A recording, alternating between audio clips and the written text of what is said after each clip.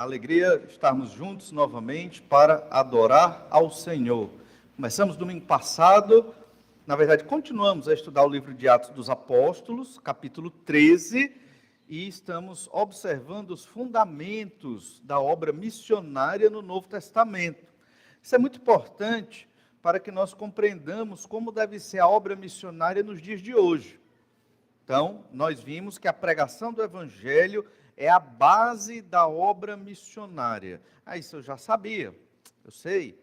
Só que nós temos que entender como é que se pregava o Evangelho lá naquela época e como se deve pregar o Evangelho hoje.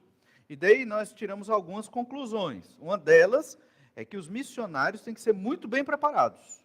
Os missionários têm que estudar bem a Escritura, têm que ter um conhecimento excelente da palavra de Deus, principalmente aqueles que vão para outras culturas, porque eles não é só apresentar o plano de salvação, isso é muito importante, claro, mas não é só isso, pregar o Evangelho, é você realmente apresentar Jesus Cristo desde o começo da Bíblia até o fim. Jesus é o clímax, é o ponto principal da Bíblia Sagrada.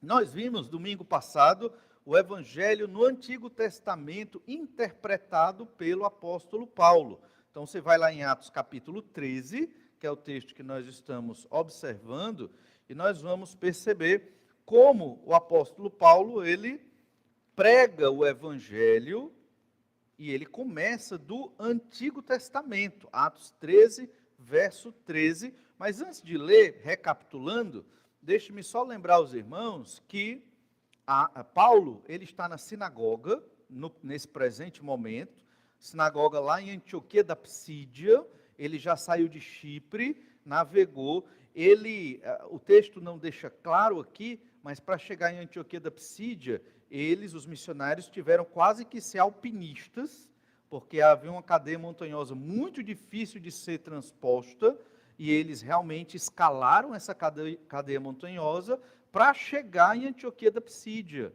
E lá havia uma sinagoga, foram para a sinagoga, receberam a oportunidade, né, do chefe da sinagoga, ou dos principais chefes ali da sinagoga, para poderem falar. E isso, obviamente, por quê?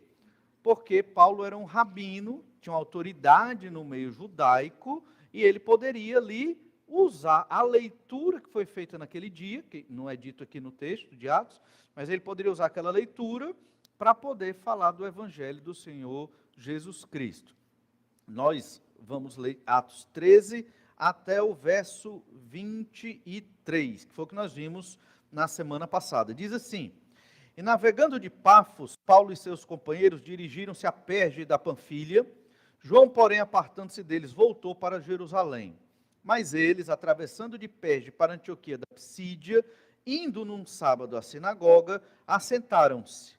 Depois da leitura da lei e dos profetas, os chefes da sinagoga mandaram dizer-lhes: Irmãos, se tendes alguma palavra de exortação para o povo, dizei-a. Paulo, levantando-se e fazendo com a mão sinal de silêncio, disse: Varões israelitas, e vós outros que também temeis a Deus, ouvi. O Deus deste povo, de Israel, escolheu nossos pais e exaltou o povo durante sua peregrinação na terra do Egito, de onde os tirou com braço poderoso. E suportou-lhes os maus costumes por cerca de 40 anos no deserto. E havendo destruído 7 nações na terra de Canaã, deu-lhes essa terra por herança. Vencidos cerca de 450 anos, depois disto, lhes deu juízes, até o profeta Samuel. Então eles pediram um rei, e Deus lhes deparou Saul, filho de Quis, da tribo de Benjamim. E isto pelo espaço de 40 anos. E tendo tirado a este, levantou-lhes o rei Davi, do qual também dando testemunho disse: Achei Davi, filho de Jessé, homem segundo o meu coração, que fará toda a minha vontade. Da descendência deste, conforme a promessa, trouxe Deus a Israel o Salvador, que é Jesus. Então, aqui é um resumo do que a gente entende como a teologia do Antigo Testamento. O que é isso? É entender o Evangelho de Jesus no Antigo Testamento. Às vezes, quando nós fazemos a nossa leitura bíblica anual, nós não enxergamos isso. Por quê? Porque existe um abismo entre a nossa época e a época bíblica, um abismo linguístico, um abismo cultural, um abismo de vários aspectos, de modo que a gente não entende plenamente isso que Paulo está explicando. Mas para o povo do Antigo Testamento e do Novo Testamento, que viveram na época de Jesus e dos apóstolos, quando eles liam o Antigo Testamento, eles entendiam tudo isso. Então, qual a nossa tarefa na modernidade, nós crentes em Jesus, é recuperar essa mensagem que está lá no Antigo Testamento. E é por isso que nós temos mensagens dentro dos textos do Novo Testamento e dentro dos textos do Antigo Testamento. E se você ler bastante a sua Bíblia, e quando estiver lendo o Novo Testamento, prestar atenção nos textos que os apóstolos e autores das epístolas citam do Antigo Testamento, toda a Bíblia tem lá uma notinha de rodapé indicando esse versículo aqui é citado lá no Salmo tal, lá em Deuteronômio, lá não sei o que, é citado desses textos do Antigo. Você vai ter uma compreensão melhor da mensagem da palavra de Deus. E isso vai trazer para você uma solidez na sua fé. Talvez você não acredite, mas vai. Porque você vai perceber que a Escritura ela é toda inclusiva, ela toda se completa, que ela não é um texto qualquer, uma mensagem qualquer, que uma pessoa teve um devaneio e escreveu ali. Não. O grande autor da Bíblia Sagrada é o Senhor nosso Deus, que pelo o Espírito Santo de Deus agiu na mente de homens para escrever exatamente aquilo que devia estar lá. É uma obra sobrenatural, embora escrita por seres humanos, sim, pecadores, sim, mas dirigidos pelo Espírito Santo de Deus. Então, quando nós observamos uma pregação como essa do apóstolo Paulo, ele está pregando isso aqui, lá na sinagoga em Antioquia da Psídia. Então, quando nós observamos isso, nós percebemos toda a coerência do texto sagrado. Toda aquela história do Antigo Testamento tem um propósito, chegar no Senhor Jesus Cristo. E para estudar o Antigo Testamento, nós falamos isso domingo passado, dividimos isso em alianças. Não só porque a gente quer, mas porque Deus disse que são alianças. Então tem uma aliança feita com Abraão, e aqui Paulo fala dos pais, dos patriarcas aqui, Abraão, Isaque e Jacó. Então houve uma aliança que foi feita com os patriarcas. Essa aliança envolvia a posse da terra, que Deus mesmo delimitou, envolvia a descendência, que seria enorme, e envolvia uma bênção, não só para a descendência de Abraão, de Isaque e de Jacó, mas uma bênção para todas as famílias da terra. Então não era só para Abraão, para os futuros israelitas e judeus, não, era uma bênção para toda a humanidade. Obviamente essa bênção seria o descendente, o Senhor Jesus Cristo, o Salvador prometido. Percebe? Então, esta é a aliança abraâmica. É uma aliança que nós chamamos de incondicional. Por quê? Porque só Deus se compromete. O ser humano não tem que fazer absolutamente nada. Nada. Ele não faz nada. Deus fez tudo por ele. É graça sobre graça. E depois vimos a aliança davídica, que ele fala aqui do rei Davi, que é exatamente um desdobramento da aliança com Abraão. Porque Davi vai ser esse descendente que vem de Abraão e dele, de Davi, que é rei, vem um rei de Israel, que não é um rei humano comum, mas é um rei que é Deus. E a partir de Davi, um dos filhos de Davi, descendentes dele, será o Salvador, o Messias, que vai implantar o reino de Deus na terra e vai governar por toda a eternidade este planeta, que é o Senhor Jesus Cristo. Então, se você perceber bem, Davi, quando se torna rei, ele governa o reino de Israel, dentro da terra que Deus prometeu a Abraão, embora não fosse a terra completa, já cumprindo parcialmente a aliança feita com Abraão. A descendência já é enorme na época de Davi, e a bênção, fica muito claro que essa bênção que foi prometida em Abraão, será também dada a partir de Davi, de um dos filhos de Davi. E se você participou dos estudos do Evangelho de Lucas aqui na escola dominical, nos cultos pós-escola dominical, você deve lembrar que existem duas genealogias que tratam do Senhor Jesus Cristo nos evangelhos. Uma no Evangelho de Mateus e outra no Evangelho de Lucas. A genealogia do Evangelho de Mateus vem desde Adão, mas pega Salomão. É uma genealogia que passa por Salomão até chegar em José. E a genealogia de Lucas não vem por Salomão, genealogia de Jesus. Vem por Natã, um dos filhos de Davi. E um dos descendentes de Natã é o pai de Maria. E depois vem a descendência de Maria ali. Ou seja, Jesus é descendente de Davi, tanto por parte de pai, como por parte de mãe.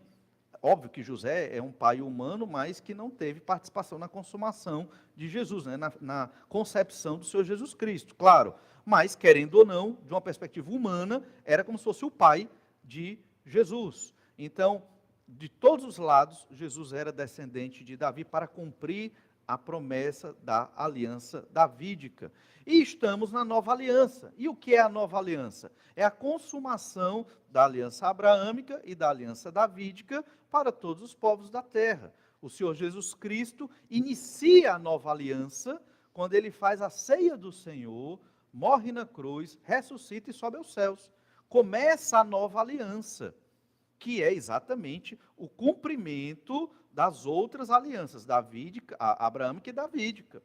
E essa nova aliança ainda não se consumou, porque, como, segundo os textos proféticos, tanto em Jeremias 31, do 31 a 34, como em Ezequiel e outros, na nova aliança, quando ela se consuma, o ser humano não peca mais. E isso ainda não aconteceu, não é verdade? Jesus começou o processo ao morrer na cruz, ressuscitar e subir aos céus. Jesus garantiu um novo nascimento para nós, no espírito, mas falta um novo nascimento, né, físico também. Isso um dia vai acontecer, e quando acontecer, a humanidade não mais estará vivendo em pecados, haverá uma humanidade ressurreta, redimida, que vai viver para a glória de Deus, no reino de Deus, nessa terra, só que uma terra reformulada por toda a eternidade, onde Deus mesmo habitará aqui na terra. Então, esse é o plano de Deus para salvar definitivamente o ser humano pecador. E daí você deve concluir que essa vida é transitória, essa vida é passageira, eu não vou gastar meu tempo nem me envolver com as questões desta vida. Obviamente que eu tenho que trabalhar, tenho que me sustentar, tenho que pagar as contas, tenho que me envolver com algumas questões que é impossível não estar ligado, porque depende da minha sobrevivência, mas o que eu puder não me envolver com as questões da sociedade de pecado, eu não vou me envolver. E eu vou fazer o quê? Você, crente, pode estar perguntando aí na sua cabeça. Eu vou me envolver com os negócios do reino de Jesus Cristo. Essa é a missão de todo crente em Jesus. Eu vou me envolver com os negócios do meu Senhor. Né? Como Jesus falou quando ele tinha aproximadamente ali 12 anos, estava, né, tratando dos negócios do Pai lá no templo. Percebe? Assim nós também temos que nos envolver com os negócios de Jesus aqui na terra. Paulo, então, ele apresenta esse panorama do Antigo Testamento. O evangelho aqui do Antigo Testamento, ele é interpretado. Já havia um entendimento do evangelho e da salvação no Antigo Testamento. Não dá para a gente abordar tudo aqui, mas Paulo pregou isso naquela sinagoga para os judeus. Eles entenderam aquilo muito bem e ele interpreta essas coisas. Todo crente em Jesus tem que conhecer isso aqui. Porque senão, irmãos, você vai ser facilmente enganado e ludibriado por um falso evangelho dos pregadores da modernidade. Entende? E você vai achar que o evangelho é só aquela coisa superficial ali. E não é. O evangelho de Jesus transforma vidas, mente, coração, atitudes, faz de você realmente um novo ser na prática, para você viver o evangelho de Jesus todo dia. Não é um negócio só de entrar num clube ou sociedade religiosa, isso não é o evangelho de Jesus. E a igreja de Jesus também não é assim. A igreja de Jesus, quer seja batista ou presbiteriana ou qualquer outra denominação fiel à palavra de Deus, a igreja de Jesus, ela é o conjunto, é a associação, digamos assim, daqueles que foram salvos em Jesus Cristo e que manifestam este novo nascimento na prática, né, tendo a sua vida transformada pelo Senhor Jesus Cristo. E agora o apóstolo Paulo vai para um outro passo do seu sermão. Ele vai pegar todo esse conteúdo do Antigo Testamento e vai aplicar na vida e na história do Senhor Jesus Cristo. E esse segundo aspecto é o que nós vamos observar agora, que é exatamente o cumprimento do Evangelho. O cumprimento do Evangelho são, obviamente, as boas novas. O que são boas novas? A palavra Evangelho quer dizer boas novas ou boas notícias. O que são boas notícias? Às vezes a gente pensa que o Evangelho, as boas novas, as boas notícias de salvação, é algo que ninguém sabia, né? Que foi completamente inovador. Mas não. Na verdade, as boas novas ou boas notícias é o cumprimento do que foi pregado durante séculos pelos profetas do Antigo Testamento. Na verdade, as boas novas é o cumprimento das alianças, da promessa da chegada do Messias. Essas são as boas novas. Os judeus deveriam saber disso, e eles sabiam. O grande erro de Israel naquele momento foi não relacionar o Messias com o Senhor Jesus Cristo. Outro grande erro foi querer um Messias do jeito que eles queriam. E hoje não mudou muito, né? Muitos evangélicos e igrejas ditas evangélicas apresentam a imagem de Jesus Cristo do jeito que eles querem apresentar. É um Jesus esotérico para algumas igrejas. É um Jesus somente dos projetos sociais para outras igrejas. É um Jesus, né, que veio só para resolver os seus problemas e fazer você parar de sofrer para outras ditas igrejas por aí. Só que Jesus, ele é um só e é descrito nos evangelhos. Então nós temos que ter esse entendimento. Então o apóstolo Paulo começa a falar disso no verso 24. Olha o que diz o verso 24, Atos 13, 24. Havendo João primeiro pregado a todo o povo de Israel, antes da manifestação dele, batismo de arrependimento. Isso já foi profetizado em Isaías 40, que viria um arauto, uma voz que clama no deserto. E é interessante que João o Batista, quando veio pregar, ele não pregou em Jerusalém. O ministério dele foi no deserto da Judeia, às margens do rio Jordão. Quem quisesse, fosse lá no deserto ouvir João pregar.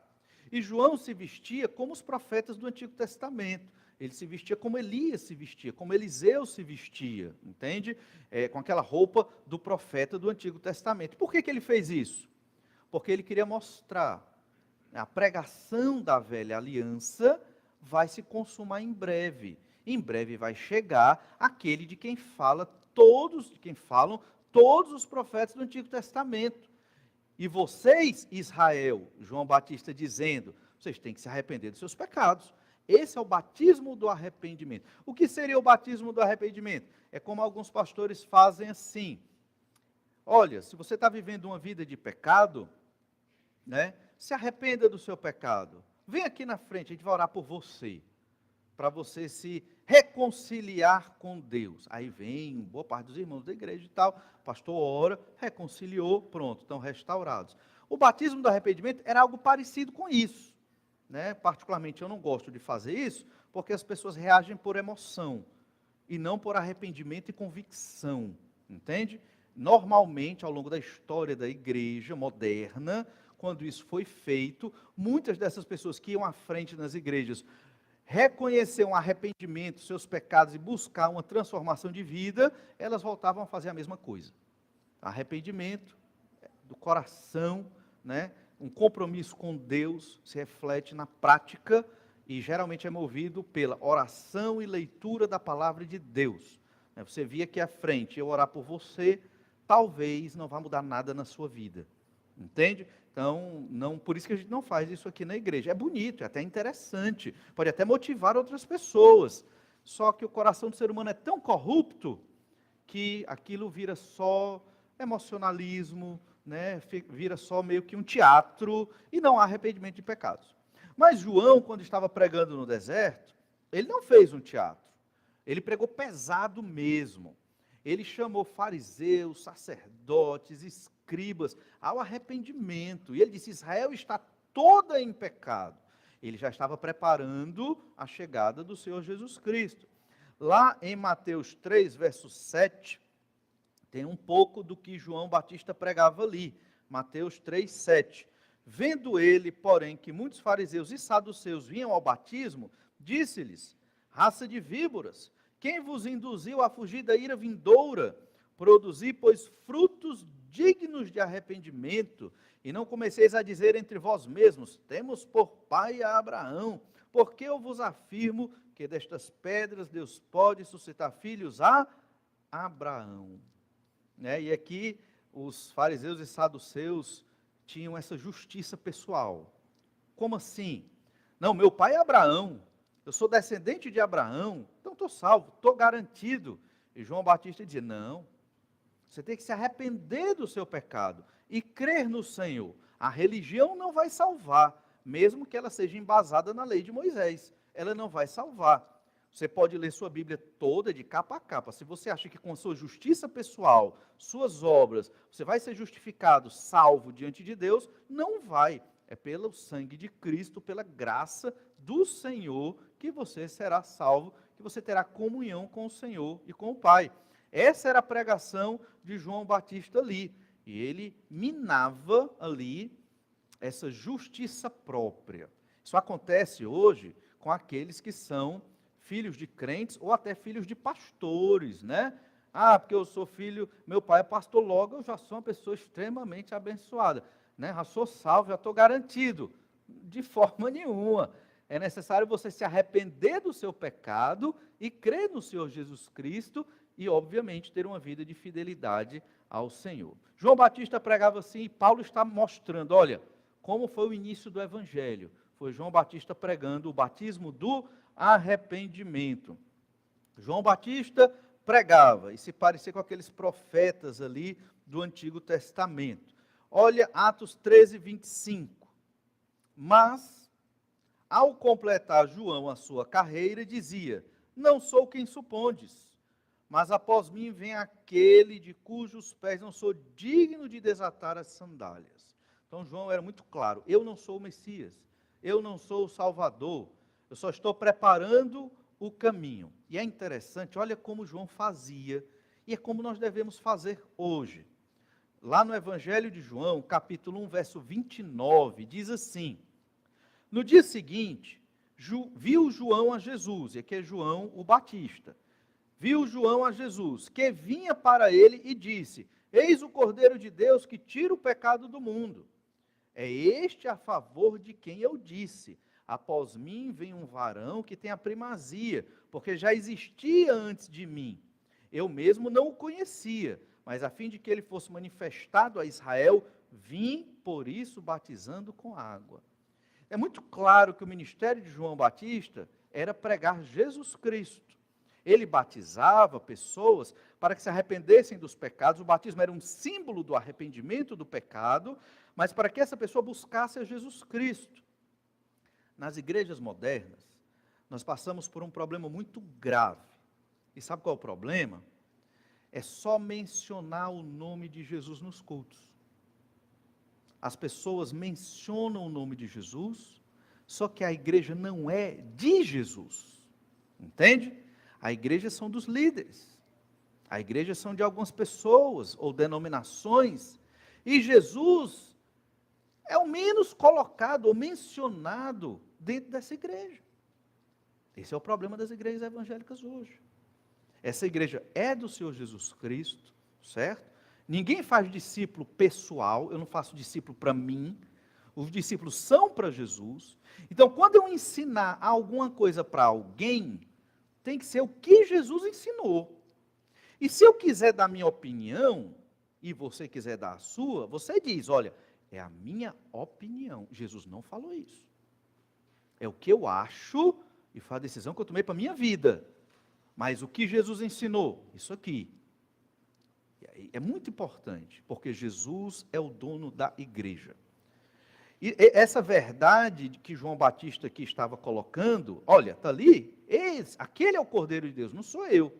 Ela se repete também em João 1, o Evangelho de João, capítulo 1, verso 35. No dia seguinte, estava João outra vez na companhia de 2 dos seus discípulos. E vendo Jesus passar, disse: eis o Cordeiro de Deus. Os 2 discípulos, ouvindo dizer isto, seguiram Jesus. Então, eu não sou dono desta igreja. Esta igreja é do Senhor Jesus Cristo, certo? Então, quem chega nesta igreja tem que seguir o Senhor Jesus Cristo. É muito simples. E o que Jesus ensinou está na Bíblia Sagrada e no Evangelho. E se você é membro desta igreja, ou quer se tornar membro desta igreja, você tem que servir ao Senhor Jesus Cristo. Se você toca um instrumento, você não está tocando para mim ou para os irmãos. Esse é só um exemplo. Você está tocando para o Senhor Jesus Cristo. Quem está operando a câmera, está operando para o Senhor Jesus Cristo. Quem lê a Bíblia aqui na frente, ou faz uma oração, ou arruma uma cadeira, ou ajeita alguma coisa, ou agoa uma planta, ou está fazendo qualquer coisa nesta igreja, dentro das paredes ou fora, está fazendo para o Senhor Jesus Cristo. Lembre-se disso. E se você não quiser servir nesta igreja, é a Jesus que você não quer servir. Por quê? Porque a igreja é o corpo de Jesus Cristo. É algo diretamente ligado. Jesus é o cabeça da igreja. A gente lê isso em Colossenses, em vários textos de 1 Coríntios, é muito óbvio e claro na Escritura. Então, é isso que nós temos que ter na mente. Estou cantando para Jesus Cristo. Eu não posso dissociar essa verdade de que tenho que servir a Jesus e achar que eu estou na igreja fazendo as coisas para os homens somente. É claro que reflete nas pessoas, mas eu estou fazendo para o Senhor Jesus Cristo. Qualquer departamento que você vai servir, ao pregar o Evangelho, inclusive a profissão que você atua, o curso que você está estudando, é para o Senhor Jesus Cristo. Né? Isso se estende a toda a nossa vida. João Batista fazia discípulos para Jesus. A igreja tem que fazer discípulos para Jesus Cristo. A igreja não é minha, a igreja não é sua, a igreja é do seu cabeça e líder, que é Jesus Cristo. Se nós estamos refletindo o Evangelho de Jesus nesta igreja, minimamente, porque infelizmente somos pecadores e falhamos, mas estamos minimamente refletindo o Evangelho de Jesus, significa que essa é uma igreja de Jesus. Mas, se um dia nós só mencionamos o nome de Jesus, e a igreja faz tudo, menos imitar Jesus Cristo, nós fracassamos. A nossa igreja, ela pode vir a ser apenas uma sociedade religiosa. E isso é fracasso, não é a obra de Deus. Mas é isso que Paulo está mostrando aqui, mostrando o ministério de João Batista e a palavra de salvação. Olha Atos 13, 26. Irmãos, descendência de Abraão e vós outros, os que temeis a Deus, a nós nos foi enviada a palavra desta salvação. Percebe? Então a palavra desta salvação, que começou a ser pregada desde o Antigo Testamento, desde Gênesis 3,15, falando do descendente, que é o Salvador, passando por Abraão, Isaac, Jacó, Davi, chegando até João Batista, talvez o último profeta dos profetas da velha aliança. Essa palavra de salvação agora chegou aos apóstolos, e Paulo, como apóstolo, está pregando essa mensagem. Lembre-se, hoje, essa palavra de salvação, ela chegou até nós. Nós somos, assim como o apóstolo Paulo, os responsáveis e os privilegiados por continuar esta pregação da mensagem de salvação no nome do Senhor Jesus Cristo. Essa pregação, ela não começou com um missionário que plantou essa igreja. Ela não começou com a pessoa que te evangelizou, né, e você se converteu com aquela pessoa ali. Né, não começou ali, ela vem desde o início de todas as coisas. Né, ela é além do nome, Batista, o presbiteriano, o Assembleia de Deus, ou qualquer que seja a igreja, ela perpassa tudo isso. E nós temos que ter esse entendimento. Olha o verso 27.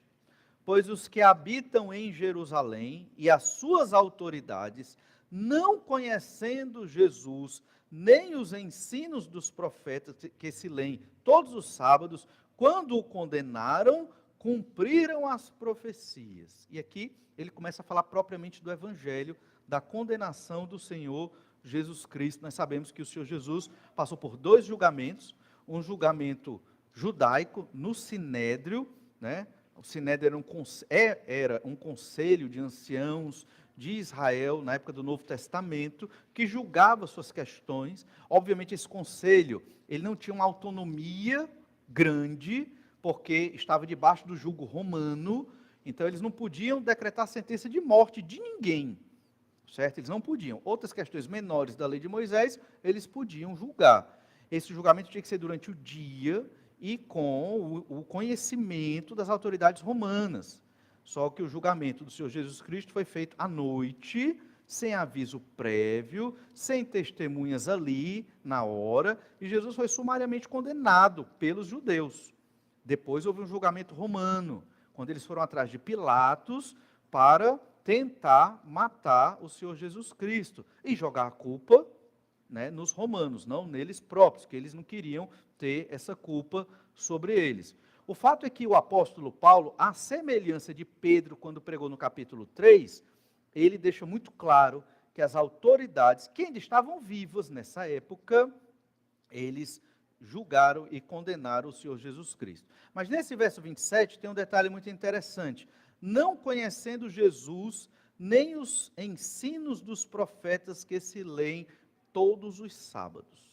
Será que os judeus naquela época não conheciam os ensinos dos profetas? Será que eles não entendiam Isaías 53? Eles tinham conhecimento, sim, certo? Eles tinham conhecimento. Eles sabiam das promessas sobre o Messias, eles sabiam disso. A questão é que eles decidiram, na mente deles, principalmente as autoridades e boa parte do povo de Israel no primeiro século, eles decidiram receber o Messias do jeito que eles queriam.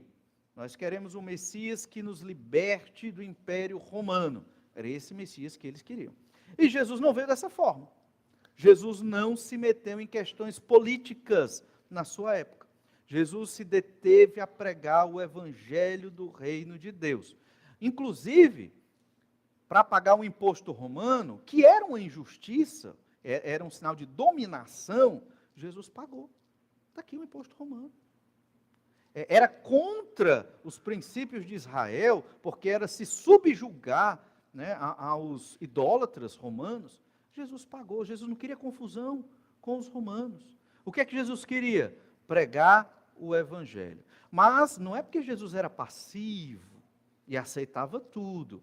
É porque Jesus sabia pelo que brigar e pelo que não brigar.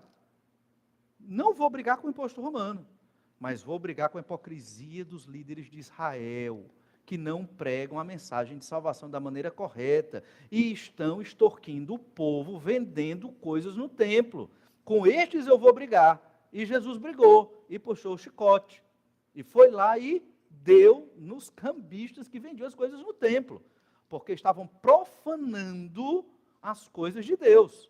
Aí é outra história. Mas o imposto romano, Jesus pagou. Porque eu não vou me meter nessa questão política.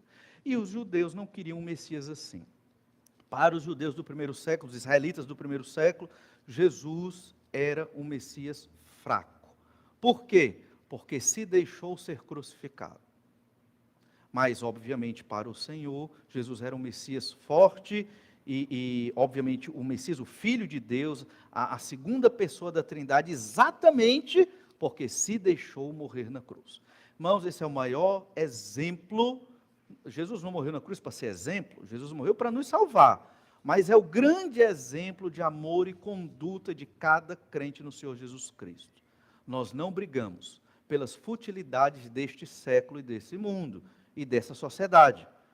Nós somente brigamos para pregar o Evangelho, para apresentar as verdades de Deus. No que tange a isso, aí o crente é outro. Mas no que tange aos problemas da sociedade, não é da nossa alçada. Mas por que somos cidadãos de uma pátria celestial? Duvida de mim? Procure no Novo Testamento. Procure no Novo Testamento, onde a igreja, os apóstolos, os missionários aqui se envolveram nas questões políticas e sociais do primeiro século. Nem na escravidão se envolveram. Por quê? Eram omissos? Não. Porque o foco da igreja é a proclamação do Evangelho do Senhor Jesus Cristo para a glória de Deus. E quem vai resolver os problemas dessa sociedade perdida, tanto no Brasil, como na América do Norte, como na Europa, na China, na Rússia, em todo o canto do mundo? Quem vai resolver? O Senhor Jesus Cristo, quando Ele vier para consumar o seu reino maravilhoso. Ele vai resolver esses problemas.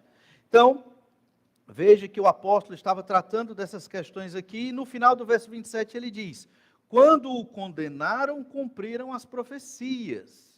Aí você percebe que, se você estivesse vivendo na época de Jesus e fosse discípulo de Jesus, e estivesse vendo Jesus na via dolorosa, carregando a cruz, e estivesse vendo Jesus sendo, antes disso, chicoteado com o flagelo romano, certamente, eu não vou dizer certamente porque eu não estava lá, mas provavelmente, a sua fé estaria estilhaçada, né, acabada.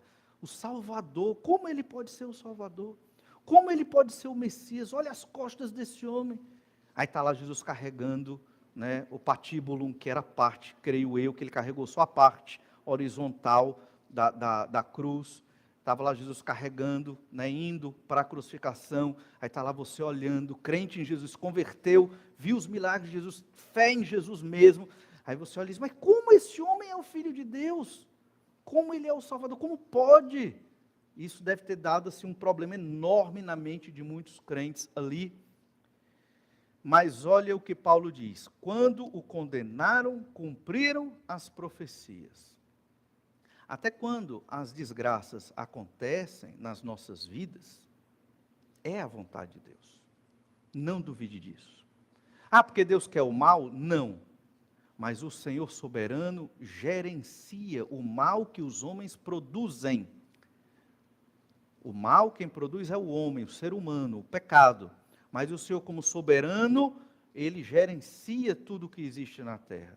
Deus refreia o mal em alguns momentos.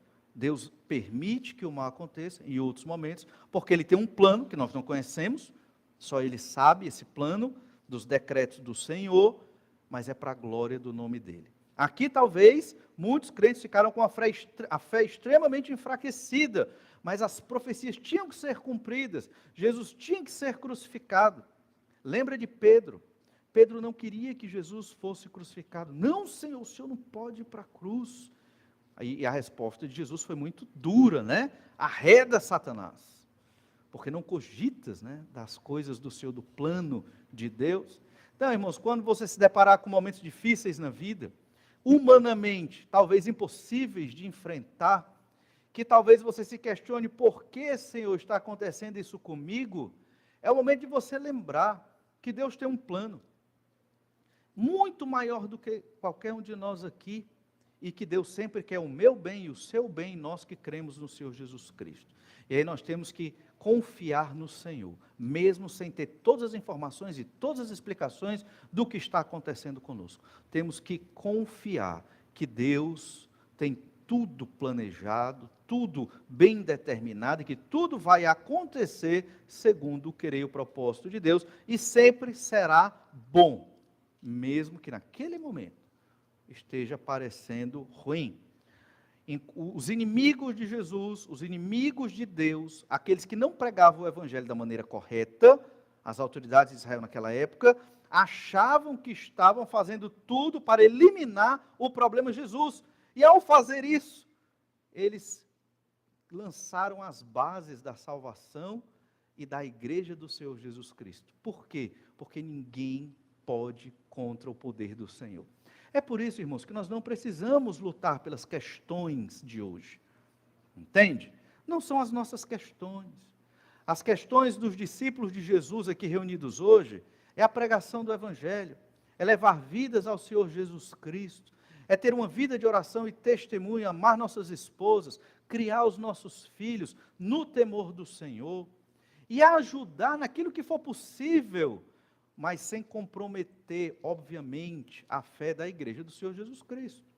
Então entenda, o Evangelho é mais importante do que tudo, e os missionários têm que pregar isso. Essa história da salvação eles têm que pregar. Deixa eu contar uma história, só para você entender melhor o que é que eu estou querendo dizer. Você sabe que existem vários tipos de batistas no Brasil, não é isso? E essa divisão entre batistas existe por questões teológicas e práticas. Nos Estados Unidos também tem vários tipos de batistas. Conversando com alguns irmãos missionários da Angola, eu aprendi sobre um problema que eles passam por lá. Qual o problema? Existem, a grande maioria dos líderes das igrejas batistas, né, na Angola são pastoras. E os irmãos sabem que a Bíblia não trata de pastoras, né? Só podem existir pastores, homens. Eita, o pastor é machista. Outro dia eu posso explicar isso para quem tiver dúvida, certo? Na Bíblia, bem direitinho, né? Mas isso não é machismo, isso são determinações bíblicas da Escritura. Mas o que foi que aconteceu? Igrejas batistas da América do Norte, que evangelizaram a Angola, né, no século XX, plantaram a ideia, né, de que as mulheres poderiam ser pastoras. E até hoje está dessa forma. A maioria das igrejas é liderada por pastoras e pouquíssimos homens lideram as igrejas, segundo nós entendemos na Escritura. Você percebe como é importante o ministério do missionário ao plantar uma igreja? Essas igrejas da Angola pediram auxílio de um dos nossos seminários aqui no Brasil. E os pastores foram lá, obviamente com a mentalidade bíblica de formar o quê? Obreiros, pastores. E o que foi que aconteceu? Conflito. Né? Aconteceu conflito por mentalidades diferentes. Né? Não quer dizer que Deus é machista e só chamou pastores. Né? Pelo contrário, a Bíblia, na época do Antigo Testamento e do Novo Testamento, chamou muitas mulheres para servir ao Senhor. Muitas, inclusive Débora, uma juíza, por exemplo, não é verdade? Inclusive, muitas mulheres sustentavam o ministério do Senhor Jesus Cristo, estavam ao pé da cruz. O livro de Atos dos Apóstolos fala de muitas mulheres importantes, gregas, convertidas, que foram fundamentais para o desenvolvimento da igreja. A gente tem uma série de exemplos de mulheres fortes que pregaram a mensagem do Senhor e foram importantes na obra de Deus. Eu não estou dizendo que elas não são importantes, pelo contrário. Mas, quando Deus quis escolher os patriarcas, foram 12 homens para liderar as tribos de Israel. Quando Jesus quis escolher apóstolos, Jesus escolheu 12 homens para o apostolado. E quando você lê em todo o Novo Testamento sobre pastores, bispos, presbíteros, todos são homens. Não há uma única exceção. Embora muitas mulheres fortes são mencionadas por Paulo e ajudaram as igrejas, né, pregando nas suas casas e tudo mais. Por que isso, então? Isso é machismo? Não. É porque a Bíblia Sagrada defende um princípio fundamental da liderança do homem na sua família. E ser líder não é ser opressor. Né? Ser líder é ser como o Senhor Jesus Cristo. Né? Doar a sua vida pela sua esposa, pela sua família. Isso é ser líder. Mas um homem na sua casa, ele é o líder, ele é o pastor da sua casa, ele ensina a Escritura e aprende também com a sua esposa. Não é pecado aprender da Bíblia com a sua esposa de forma nenhuma. Ele aprende com sua esposa, mas ele também lidera a sua casa, ensina os seus filhos. A Bíblia Sagrada ensina que isto é família. E a esposa é igual ao marido como ser diante de Deus, mas como função, ela é a auxiliadora do seu marido. A gente aprendeu desde pequeno, hoje eu acho que na escola não ensina mais isso não sei, mas a gente aprendeu de pequeno que a família era a célula máter da sociedade, né? Então, a sociedade deve refletir o que a Bíblia ensina sobre família. A igreja deve refletir o que a Bíblia ensina sobre família. Então, como eu teria um excelente ministério, pelo menos na minha cabeça eu acho que é excelente, porque é muito bom, né, para mim, se minha esposa não estivesse me apoiando. Eu não teria. Nem ministério eu teria, se eu não tivesse minha esposa me apoiando. Entende? Então, isso é muito importante, irmãos. Por isso que nós frisamos esse aspecto e temos que ter esse entendimento de como a obra missionária, os missionários, eles têm que pregar o evangelho da maneira correta, plantar igrejas da maneira bíblica, porque se isso não acontecer, lá na frente vai gerar muitos problemas. E certamente a igreja da Angola tem sofrido bastante por causa destas situações. Então, vamos encerrar aqui, orar ao Senhor, pedir que o Senhor nos abençoe, nos ajude a não só compreender a mensagem do Evangelho de uma maneira precisa, mas entender também como a obra missionária deve ser realizada e como os missionários devem ser bem instruídos e capacitados para plantar igrejas e para apresentar o Evangelho da maneira que o Senhor Jesus ensina. Vamos orar e pedir que o Senhor nos abençoe.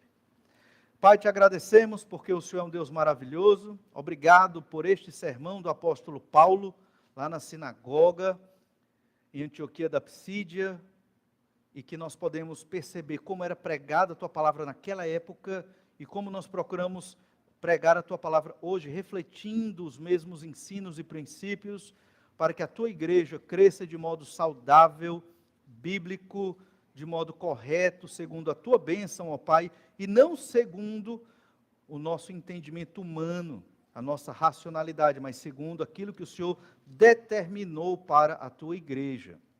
Senhor Deus, dai-nos esta sabedoria para viver a igreja segundo o cabeça que é o Senhor Jesus Cristo. É o que eu te oro e peço em nome de Jesus. Amém. Deus abençoe a todos, um bom dia e até a noite às 18h30.